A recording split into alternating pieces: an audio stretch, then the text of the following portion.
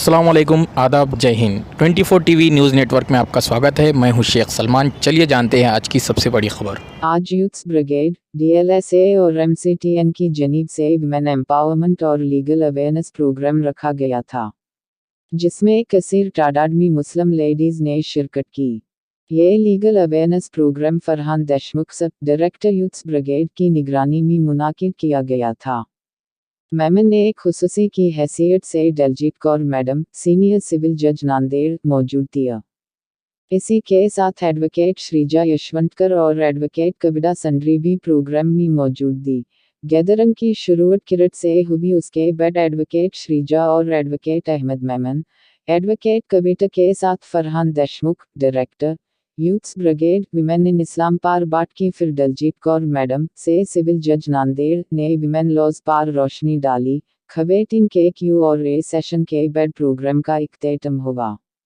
इस प्रोग्राम में मुजम्मिल सौदागर, शहजाइन अहमद, मोहसिन नठनी, शेख सलमान, एमडी शोएब, शमसुद्दीन भाई के अलावा कसीर तादाद में मुस्लिम खवेतीन और मुख्तलिफ एनजीओएस के लोग शामिल थे। जिला विधि सेवा प्राधिकरण, यूथ्स ब्रिगेड और मेमन कम्युनिटी ट्रस्ट के संयुक्त कोऑर्डिनेशन से आज यहाँ पे विमेन एम्पावरमेंट के बारे में अलग अलग कायदों की जानकारी दी गई। उसी तरह से जो लेडीज़ है यहाँ पे उनके लिए जो जो बेनिफिशियल स्कीम्स है गवर्नमेंट की, वो सब उनको मालूमात हो, उनके अधिकारों के बारे में उनको जानकारी हो। कभी अगर वो किसी सिचुएशन में फंसी तो कहाँ जाना, ये पजल ना हो। और हम जो बैठे हुए हैं उनके लिए बीइंग सेक्रेटरी हर जगह पे उनको फ्री लीगल एड अवेलेबल है। और अलग अलग लॉज में जो उनके राइट्स बताए गए हैं, कॉन्स्टिट्यूशन में जो फंडामेंटल राइट्स और ड्यूटीज़ बताई गई है, इस सब के बारे में इनको एक इंफॉर्मेशन यहाँ पर दी गई ताकि कोई भी न्याय से वंचित नहीं रहना चाहिए। डीएलएसए का घोषवाक्य ही है कि न्याय सबके लिए। तो गरीब और दुर्बल घटक और जो भी लोग हैं, किसी कारणवश अगर वो वकील अपॉइंट नहीं कर सकते, ऐसे सारे लोगों को हमारे ऑफिस की तरफ से फ्री लीगल एड दिया जाता है, एडवाइसेस दिए जाते हैं ताकि लीगल हर्डल्स जो भी उनकी लाइफ में आते हैं उससे वो आगे बढ़ सके। और एक इंस्टीट्यूशन ऐसा है जहाँ पे वो जाके खुल के अपनी बात रख सकते और शासन ने जो अलग अलग गवर्नमेंट की तरफ से स्कीम्स जारी की गई हैं उन सारी योजनाओं का लाभ वो उठा सकते। इस उद्देश्य से आज यहाँ एक कार्यक्रम आयोजित किया गया था जिसमें यूथ ब्रिगेड के फरहान और मेमन कम्युनिटी हॉल के मेमन सर, ये सारे लोगों ने हमको बहुत अच्छे से हेल्प किए और यहाँ पे काफ़ी तादाद में लेडीज़ भी अवेलेबल थी, जिससे आज का ये प्रोग्राम बहुत ही ज़्यादा सक्सेसफुली अच्छे से कंप्लीट हुआ। तो आगे भी मैं इसी तरह का कोऑपरेशन इन ट्रस्ट वालों से, यूथ ब्रिगेड से चाहूँगी और इसी तरह के प्रोग्राम हम और भी आयोजित करके अलग अलग वक्त पे, अलग अलग जगह पे लोगों को उनके राइट्स के बारे में हम अवेयर करें। अस्सलाम वालेकुम वरहमतुल्लाहि वबरकातुहू। आज मेमन कम्युनिटी ट्रस्ट नांदेड़, विधि सेवा प्राधिकरण और यूथ ब्रिगेड की जानिब से women empowerment and legal awareness program उसकी गैदरिंग मेमन कम्युनिटी ट्रस्ट के ऑफिस पे रखी गई थी, जिसमें honourable Daljeet Kaur madam, senior civil जज नांदेड़, एडवोकेट श्रीजा ताई, एडवोकेट कविता ताई, ये तीनों मौजूद थे जिन्होंने लीगल हेल्प के बारे में बहुत सारी चीज़ें बताई। लीगली अवेयर यहाँ के लेडीज़ को किया गया। मैं आगे भी इस तरह के प्रोग्राम मुनक़िद इंशाल्लाह हम लोग करेंगे और मैं तमाम टीम की जानिब से इन तमाम हज़रात का शुक्रिया अदा करता हूँ। जज़ाकल्लाह। अस्सलाम वालेकुम। अल्हम्दुलिल्लाह आज all India Memon Jamat federation youth brigade Memon community trust Nanded की जानिब से आज एक एमसीटीएन की ऑफिस पर प्रोग्राम रखा गया था, गैदरिंग का women empowerment legal awareness program रखा गया था, जिसके अंदर आज चीफ गेस्ट के तौर पर सिविल जज नांदेड़ डिस्ट्रिक्ट के मैडम दलजीत कौर मैम आज यहाँ पे मौजूद थे। अल्हम्दुलिल्लाह बहुत ही अच्छा इसका रिस्पांस मिला, बहुत लेडीज़ ने इसका फ़ायदा उठाया। मैम ने अपने एक्सपीरियंस शेयर किए, उनके वैल्यूएबल सजेशंस दिए मैम ने, और मैम ने हमें वादा किया है कि आगे भी मैम हमें पूरा सपोर्ट करेंगे और पूरा गाइडेंस करेंगे इसी तरीके के प्रोग्राम लेने के लिए। और हमने भी मैम से एक वादा किया है कि मैम हम इसी तरीके के प्रोग्राम वुमेन एम्पावरमेंट के ऊपर, लीगल अवेयरनेस के ऊपर लेते रहेंगे। जज़ाकल्लाह, थैंक्स, शुक्रिया। प्रोग्राम लेने का मकसद ये था कि हम हमेशा देखते हैं कि वुमेन एम्पावरमेंट की बात होते रहती है, लेकिन कहीं ना कहीं उसके अंदर बहुत सी कमियां रहती हैं। लेकिन आज जिस तरीके से वुमेन एम्पावरमेंट के अंदर लीगल अवेयरनेस का प्रोग्राम ऐड किया गया, आज हमें भी लगा कि कहीं ना कहीं वुमेन एम्पावरमेंट जब तक मुकम्मल नहीं है, जब तक उसके अंदर लीगल अवेयरनेस की इंफॉर्मेशन हम लोगों तक, वुमेन तक पहुंचाएंगे नहीं। तो आज जिस तरीके से इसके अंदर वुमेन एम्पावरमेंट के अंदर लीगल अवेयरनेस का एक प्रोग्राम इसके साथ ऐड किया गया था, तो आज ये कहीं ना कहीं वुमेन एम्पावरमेंट को मुकम्मल होता हुआ नजर देखता आया। इस छोटे से प्रोग्राम के लिए आप जो इतनी ज्यादा बड़ी तादाद में यहाँ मौजूद है, आप मेरा अबाउट 1-1.5 घंटे से हमारी बातें सुन रहे हैं। मैं भी कुछ बोरिंग भी होंगी, कुछ आपसे रिलेट नहीं कर पा रहे होंगे, लेकिन एक जानिए कि कुछ ना कुछ सुना हुआ है कभी वेस्ट नहीं होगा। नॉलेज आपका कभी वेस्ट नहीं होता, आपके लिए यूटिलाइज नहीं आप कर पा रहे, लेकिन आपके अड़ोस पड़ोस में जरूर आपको ऐसी औरतें मिल जाएंगी जो जुल्म सह रही हैं और उनके वास्ते, उनके लिए, उनके तरफ से आवाज उठाने वाला। तो एक सोशल मेंबर करके ये हर इंडियन सिटीजन की लाइबिलिटी है, जिम्मेदारी है कि किसी पर भी अन्याय अत्याचार नहीं होना चाहिए। अभी ही आप लोगों को बहुत सारी चीजें बताई गई, बहुत सारा लॉ का नॉलेज एक साथ ही डाल दिया गया, कई सारी चीजें समझ में आई, कई सारी ऊपर से चली गई। काम का नहीं भी रहा तो भी जानकारी ही बचाव है। आपके साथ में कोई चीज होना जरूरी नहीं है, लेकिन अगर खुदा ना खास्ता आगे कुछ अपने साथ में ऐसा आ जाता है, हम कहाँ जाएंगे, हम किसकी तरफ देखेंगे। तो ये सब चीजों के लिए आपको ये छोटी छोटी जानकारियां देना बहुत अहमियत रखता है। महात्मा गांधी ने बोला हुआ है, be the change you want to see in this world. इस दुनिया में जो भी बदलाव आप देखना चाहते हो, पहले वो बदलाव आप खुद बनो।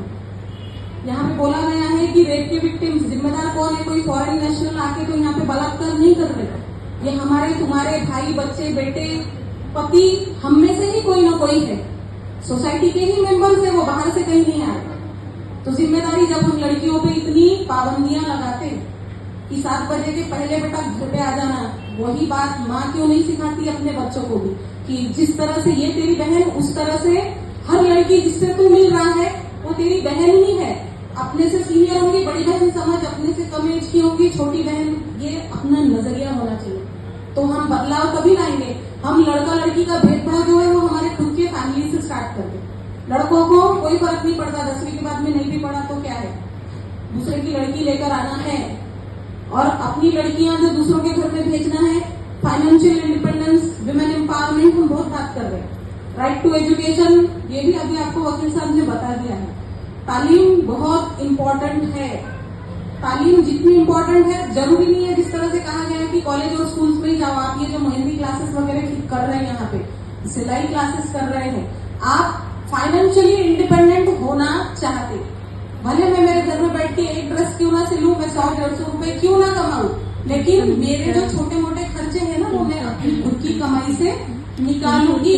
बहुत बड़ा सेटिस्फैक्शन है। कोई अगर खुद के खर्चे की तुम लोग 5 रुपए की भी कोई चीज खरीदोगे ना, वो कभी करके देखना वैसा, तो वो जो सेटिस्फैक्शन है वो जिंदगी में तुमको बड़ी चीजों से मिलेगा ही नहीं।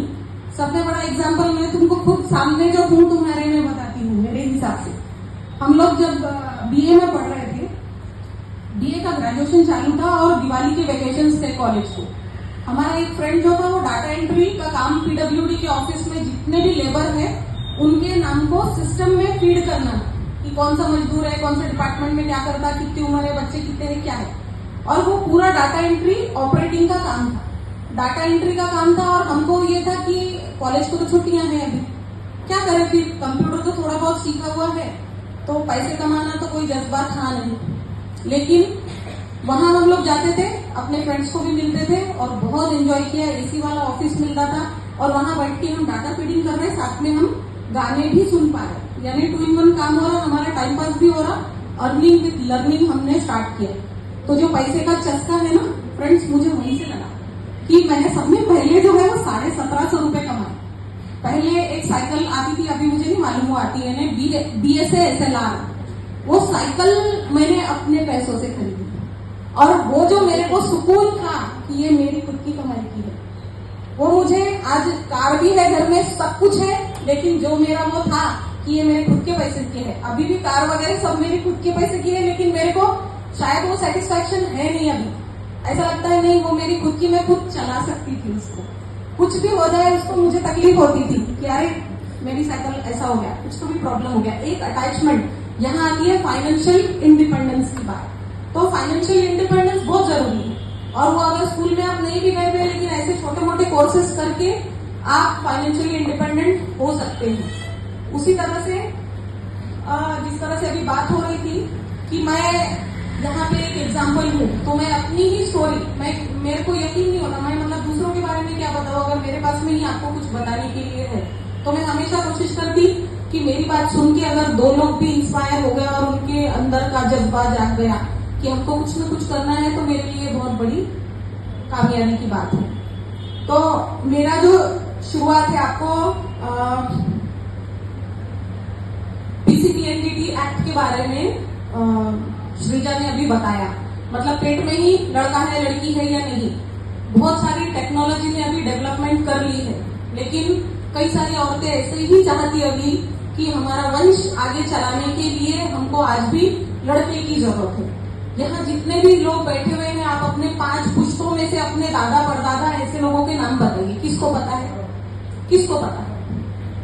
किसी को भी पता नहीं, किसी को भी नहीं, इंक्लूडिंग माई सेल्फ। मुझे भी नहीं मालूम, मेरे दादा तक मालूम है, मेरे परदादा आगे और कौन कौन थे मुझे किसी का नाम नहीं मालूम। दुनिया नाम याद रखने के लिए और जो वो पुराने ख्यालात है कि मेरा वंश मेरे को आगे चलाना है, उसके लिए लड़का जरूरी है, ये चीज कहीं पर भी नहीं है। लेकिन फिर भी हम लड़कों के पीछे, क्योंकि लड़कियों को हम कहीं ना कहीं बीइंग वुमेन हम खुद ही बोझ समझने लग गए हैं।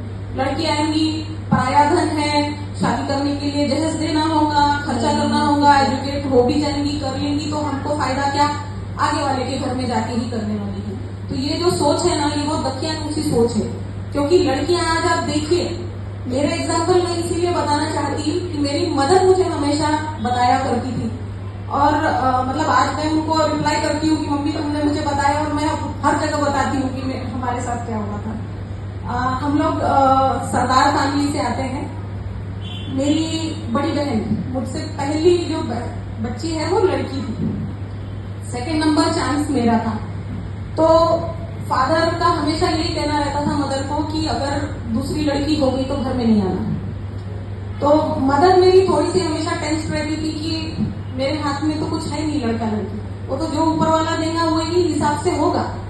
और फॉर्चुनेटली अनफॉर्चुनेटली मैं पैदा हो गई। मैं पैदा हुई तो मेरी मदर शी क्राइड, वो रोए, और डॉक्टर से उन्होंने कहा कि मुझे भी जहर का इंजेक्शन लगा दो, मेरी बच्ची को भी जहर का इंजेक्शन लगा दो, क्योंकि घर वाले ने ऐसा बोला है कि लड़की हुई तो घर में आना नहीं। मेरे पिताजी 3 दिन मुझे देखने के लिए नहीं आए हॉस्पिटल में। तो जो वहां की डॉक्टर थी, प्राइवेट हॉस्पिटल की डॉक्टर, उसने कहा मेरी मदर को कि आप फिक्र मत कीजिए वो चीज की, ये जो लड़की है ये मैं रख लूंगी, मेरे पास में अनाथ लड़के बहुत सारे हैं, आपके हस्बैंड को आ जाने दीजिए, मैं उनको बोलती हूँ कि किसको आपको चाहिए आप ले लो, ये लड़की यहाँ छोड़ दो। मेरे पिताजी जब आए तो वो डॉक्टर ने उसी तरह से कहा कि ये लड़के अनाथ है, इनके माँ बाप कोई भी नहीं है, मेरे यहाँ पर ही ये रहते और छोटे छोटे बच्चे हैं, इसमें से कोई भी एक बच्चे पे आप हाथ रख दो, वो बच्चा मैं दे दूंगी, ये लड़की मैं रख लूंगी। तो मेरे पिताजी का दिल पिघल गया एंड ही सेड कि नहीं, मेरे पेट का बोला है, मैं कैसे छोड़ूं। तो मेरे पे तो ये भी था कि मैं तो शायद अपने पेरेंट्स के साथ में रहने वाली हूँ या नहीं, वो भी कुछ गारंटी नहीं थी। अब ये जो है, ये शुरुआत के ऑब्स्ट्रक्शन जो मैं आपको बता रही हूँ कि औरतों की लाइफ जो है वो डे 1 से स्ट्रगल है। किसी को भी ऐसा नहीं है कि तुम कितने भी रईस घर में पैदा हो जाओ, गरीब घर में पैदा हो जाओ, रईस घर में शादी हो जाए, गरीब घर में शादी हो जाए, समझ के लेने वाले लोग बहुत कम होते थे। जब धीरे धीरे बड़ी हुई तो आजू बाजू के बच्चों को ट्यूशन पढ़ाने लगी।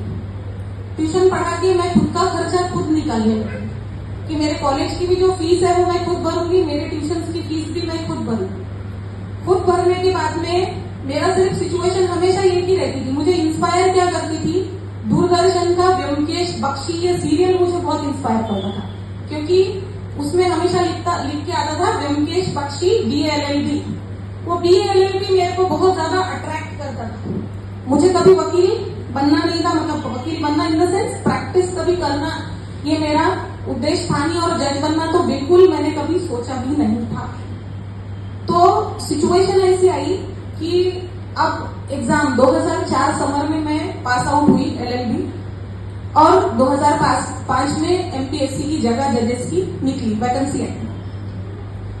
एग्जाम देने के पहले ही बहुत सारे लोगों ने, जैसे लॉ पास आउट हुई, मैं परस्यू भी कर रही थी LLB, तभी हमारे समाज के कई सारे लोगों ने मेरे फादर से कहा कि तुम्हारे कास्ट में इतने ज्यादा पढ़े लिखे लड़के मिलते नहीं हैं, क्या करोगे? इसको इतना पढ़ा के इतने ज्यादा मिलेंगे नहीं, खेती करने वाले, ट्रक वाले, ट्रांसपोर्ट वाले, होटलिंग बिजनेस, यही मिलेंगे, बिजनेसमैन मिलेंगे, पढ़े लिखे लड़के नहीं मिलते, लड़की को इतना ज्यादा पढ़ा के क्या करोगे? मेरे फादर को जब उन्होंने घर पे ये चीज डिस्कस की, मैंने यही कहा कि आपको मेरे पे यकीन है? मैंने उनको वही कहा कि देखिए, मैं आपके नाम पे कोई बट्टा नहीं लगने दूंगी, ये मेरी गारंटी, और मुझे पढ़ने की ख्वाहिश है, आप मुझे लॉ तो भी कंप्लीट करने दो, और जिस दिन मैं फेल हो गई, ये वादा था मेरे पिताजी से मेरा कि जिस दिन मैं फेल हो गई ना, भले दूसरे दिन मेरी शादी करा देना, मेरे को कोई रुसवाई नहीं है मुझे कि अरे मेरी शादी करवा दे रही है, होना कोई प्रॉब्लम नहीं। और वो डर के मारे, क्योंकि मुझे वो BA LLB पाना ही था, इसीलिए मैं मेहनत करती गई और मैं कभी भी फेल नहीं हुई। फर्स्ट अटेम्प्ट में मैंने JMFC की एग्जाम भी मेरी क्लियर कर ली, और उसके बाद में हुआ ये कि जो अभी मेरे हस्बैंड एग्जिस्टिंग, माँ बाप के मर्जी के हिसाब से ही शादी हुई, वो चार्टर्ड अकाउंटेंट है, मेरे सेम कास्ट के हैं, तो माँ बाप भी कहीं ना कहीं चीजें देखकर ये सोच लेते हैं कि पढ़े लिखे लड़के बच्चे जो हैं उनके साथ में रहने के बाद में उनका नजरिया थोड़ा अपना देखने को, अपने व्यू को, अपना जजमेंट, अपना डिसीजन समझने के लिए भी उनमें उतनी ताकत आ जाती है। तो सिचुएशन ये है, हर जगह मुश्किलात तुम्हारे सामने 100 आएगी, पर कोशिश आपको ही करना है। विमेन एम्पावरमेंट की सिर्फ ढोल बजा के फायदा नहीं है, अपने आप की डेवलपमेंट आपको सबको खुद को सोचना है। आपके बच्चे हैं, लड़कियों को बिल्कुल तालीम दीजिए, लड़कियों को जरूर पढ़ाएं, उनकी जो ख्वाहिशें हैं सिर्फ, और सारी लड़कियों से भी मेरी यही एक गुजारिश है कि आप अपने पेरेंट्स को भी यही बोलिए कि तुम्हारा नाक को कोई नीचे नहीं होने दूंगी, मैं कोई भी ऐसा काम नहीं करूंगी, और मैं पढ़ूंगी तो देखिए कौन, वही जिस तरह से इन्होंने बोले किसी के बाप में इतना दम नहीं है कि आपको पढ़ने से कोई रोक देगा। तो हर बार अपने अंदर का जज्बा जागना बहुत जरूरी है। बहुत सारी चीजें रहती है लाइफ में, प्रॉब्लम सभी के साथ में है, लेकिन जब भी कोई अगर लीगल इशू होता है, लॉ काय के लिए बना हुआ है, कायदा किस लिए आया है? कायदा हमारे प्रोटेक्शन के लिए है, लॉ हमारे प्रोटेक्शन के लिए है। जब एक आधा व्यक्ति हमारे लॉ के अगेंस्ट कोई एक्ट करता है, तभी हमको कोर्ट में जाने की जरूरत पड़ती है, और जुडिशरी पे लोगों का विश्वास है, इसीलिए जब वो बीमार पड़ते, भले हम बोलते कि डॉक्टर से और कोर्ट से तो दूर ही रखे ऊपर वाला, लेकिन डॉक्टर के पास कभी जाना नहीं जाना कई बार हमारे हाथ में है क्या? नहीं, सिचुएशन वैसी आ जाती है। उसी तरह कई बार कोर्ट में भी जाने की जरूरत पड़ती है। तो ऐसी परिस्थिति में आप हमेशा याद रखिए कि तालुका विधि सेवा समिति मीन्स तालुका लेवल के कोर्ट से, जिला न्यायालय के कोर्ट से, हाई कोर्ट से, सुप्रीम कोर्ट तक के आपको, हमारे जैसे ऑफिस से कोई भी लेडी हो उसको सुप्रीम कोर्ट तक के केस लड़ने के लिए फ्री वकील और फ्री सलाह हमारे ऑफिस की तरफ से दिया जाता है। आपकी इनकम कितनी भी हो, कुछ भी हो, लेकिन कोई भी अगर आपको प्रॉब्लम आया तो लॉ हमेशा आपके साथ में है। कॉन्स्टिट्यूशन की प्रोविजन है 39A, जिसके तहत free and competent legal services देना, ये हम लोगों का काम है। तो हम लोग आके अवेयरनेस, हम ये नहीं बोलते कि आज हमने आपको 100 कायदे बताए और फटाफट जाके केसेस लड़ना या डालना चालू करो, लेकिन अपने ऊपर जब अगर कोई जुल्म हो रहा है, तो ऐसा बाबा साहेब अम्बेडकर ने कहा है कि जुल्म सहन करने वाला जुल्म करने से ज्यादा गुनहगार है। तो गुनहगार हमने भी बनना है, हमने कोई जुल्म सहन नहीं करना है। अगर ज्यादती हमारे साथ हो रही है तो अपने अधिकारों के बारे में हमको अवेयर रहना है, हमने कहाँ जाना है, किससे सलाह लेना है, क्योंकि वकील भी, हम ये नहीं बोलते, बहुत सारे अच्छे भी हैं और बहुत सारे मिसगाइड करने वाले भी मिल जाएंगे, लेकिन अगर आपको पता है कि हमको फ्री में ये सब चीजें मिलती है, हमारे ऊपर केस हो गई तो भी हमारे को कोर्ट में लड़ने के लिए फ्री में वकील मिल जाएगा, हमको किसी के ऊपर केस डालनी है तो भी हमको कोर्ट में लड़ने के लिए वकील फ्री मिल जाएगा। सिर्फ विमेन है हम, तो विमेन एम्पावरमेंट के लिए ये बहुत बड़ा स्टेप है।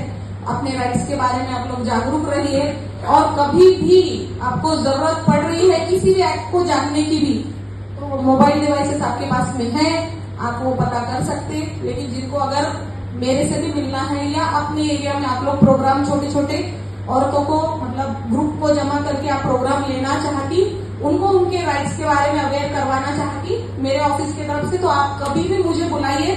मैं आकर वहाँ की हर औरत को उसके क्या अधिकार है इसके बारे में जरूर बताने में इंटरेस्टेड रहूंगी। उसी तरह से जिस तरह से अभी मैडम कविता ने आपको बताया कि विक्टिम कंपनसेशन स्कीम है, नुकसान भरपाई, मावेज मिलना, कि हमारे को कुछ तो भी हमारे ऊपर गलत चीज हुई है, 302 किसी का मर्डर हो गया, घर का वो बंदा था कमाने वाला और ऑल ऑफ सडन सारे के सारे फैमिली रास्ते पे आ गई उसका मर्डर होने की वजह से। तो ऐसे लोगों को भी जो उसके ऊपर के डिपेंडेंट थे, जितने उसके फैमिली मेंबर्स है, अगर एप्लीकेशन आ रहा है तो इंसिडेंट के 3 साल के अंदर तक के डीएलएसए ऑफिस में आप नुकसान भरपाई के लिए एप्लीकेशन कर सकते। और कई सारे कोर्ट्स में इवन जजमेंट होता है तो भी नुकसान आपका हुआ है तो कई कोर्ट में जजेस भी डायरेक्शन देते हैं डीएलएसए की तरफ से कि इंक्वायरी करके इनके डिपेंडेंट्स को नुकसान भरपाई दी जाए। तो रिहेबिलिटेशन ऑफ फैमिलीज ये भी हमारा जिम्मा है। जो लड़कियां अपनी मर्जी से, देखिए पुराने जमाने में ऐसा बोला जाता था कि चोरी और दूसरा शब्द मैं मुंह से नहीं बोलना चाहती, पर जिस्म फरोशी ये दोनों छोड़ दो, मतलब ये दोनों पाप है, ये दोनों ही गलत है ना। चोरी नहीं करना, जिस्म फरोशी नहीं करना, ये दोनों चीजें गलत है। तो चोरी का तो अभी इतना नहीं आया, लॉ डेवलप नहीं हुआ, लेकिन जिस्म फरोशी के बारे में मैं आपको बताना चाहती हूँ कि जो लड़कियां, जो औरतें जिस्म फरोशी का काम करती हैं, मैं ये नहीं बोलती आपके नांदेड़ में ऐसा रेड लाइट एरिया कोई स्पेसिफाइड एरिया नहीं है, लेकिन बाकी जगह पे कई जगह पे रेड लाइट एरियाज है और यहाँ नहीं है तो लड़कियां क्या कर रही है। मैं किसी मजहब पर्टिकुलर के बारे में भी नहीं बोल रही, कई सारी लड़कियां मजबूरी भी है कि मजबूरी में हमको ये करना पड़ रहा है, तो ऐसे लोगों के लिए भी मैं काम करती हूँ। सिर्फ 18 साल से कम उम्र की कोई भी लड़की जिस्म फरोशी के बिजनेस में उसको डाल नहीं सकते। 18 साल की उम्र से 18 साल से जिसकी उम्र लड़की की ज्यादा है वो और अपनी मर्जी से ये बिजनेस करना चाहती है तो वो ऐसा बिजनेस कर सकती है। बुद्धदेव धर्मस्थल का सुप्रीम कोर्ट का जजमेंट है जिसमें उन्होंने प्रोस्टिट्यूशन को लीगलाइज किया है। तो ऐसे विक्टिम्स जो 18 साल से कम उम्र की लड़कियां हैं और जिस्म फरोशी के बिजनेस में से उनको छुड़ा दिया गया, रेस्क्यू कर दिया गया, ऐसी लड़कियों के लिए भी हम लोग 3 लाख से 10 लाख रुपए तक का उनका रिहेबिलिटेशन के लिए नुकसान भरपाई मनोधैर्य योजना में देते हैं। रेप के केसेस में मिलता है। छोटे बच्चे, जैसे अभी बात की फरहान ने की कश्मीर की वो छोटी लड़की थी, उनकी कोई गलती नहीं है, लेकिन किसी गलत आदमी की वजह से अगर कुछ उनके साथ में हादसा हो गया तो 18 साल की कम उम्र के लड़का या लड़की जिसके साथ में कोई गलत व्यवहार हुआ है, बलात्कार हुआ है और कोई भी आगे चीजें, कई बार लोग बलात्कार करके मर्डर भी कर देते हैं वो लोगों का, तो वो 18 साल के नीचे के बच्चों के लिए भी विक्टिम कंपनसेशन स्कीम हमारे यहाँ पर है। उसमें भी उनको नुकसान भरपाई उनके पेरेंट्स को मिलती है वो बच्चों के रिहेबिलिटेशन के लिए। उसके बाद में एसिड अटैक के विक्टिम्स अगर है, छपाक पिक्चर किसने देखा है? छपाक देखिए आप लोग, यस, दीपिका पादुकोण उनकी मूवी है जिसमें लक्ष्मी नाम की वो रियल केस है, अगर आप कभी देखेंगे उसका चेहरा आज भी एसिड से पूरा जला हुआ है। तो वो Lakshmi versus union of India, ये केस के बेस पर ये आया है। वर्धा की एक टीचर की, कॉलेज में लेक्चरर, लड़का वन साइडेड अफेयर पसंद करने लग गया टीचर को और उसने नहीं बोल दी, इसके वजह से एसिड डाल के वो लड़की को जला दिया गया, उसकी भी केस है। तो ये सारे जो है ये विक्टिम कंपनसेशन, ऐसे लोग जिनका नुकसान हुआ है उनकी कोई गलती नहीं थी, ऐसे सब लोगों को नुकसान भरपाई भी मेरे ऑफिस के थ्रू दी जाती है। अगर आपके अड़ोस पड़ोस में कोई लोग ऐसे होंगे जिन्होंने आज तक ये स्कीम्स का बेनिफिट नहीं लिया है और उसके लिए वो एलिजिबल है, तो आप उनको बोल सकते कि जिला विधि सेवा प्राधिकरण डीएलएसए ऑफिस नांदेड़ में आप जा सकते हैं और आपको नुकसान भरपाई जरूर मिलेगी जो आपके साथ में हादसा हुआ है उसके लिए। तो कायदे का डोज बहुत ज्यादा हो गया है, तो मैं यहीं पे रुकती हूँ और आप लोगों को wish you all the best. अपने अपने ड्रीम्स आप जरूर सोचिए, बड़े बड़े सपने देखिए, बड़े बड़े पंख लगा के बहुत ऊंची उड़ाने भरिए और अपने माँ बाप का रिस्पेक्ट हमेशा याद रखिए कि हमको एक ही चीज हमारे माँ बाप हमारे से उम्मीद रखते वो है कि हमारा नाक कभी नीचा नहीं होना चाहिए, वो हम नहीं करेंगे और आगे हम पढ़कर अपने पैरों पे खड़े होकर विमेन एम्पावरमेंट का जो कंसेप्ट है उसमें हम और देश के प्रोग्रेस में बिल्कुल हम कंट्रीब्यूट करेंगे। Thank you very much.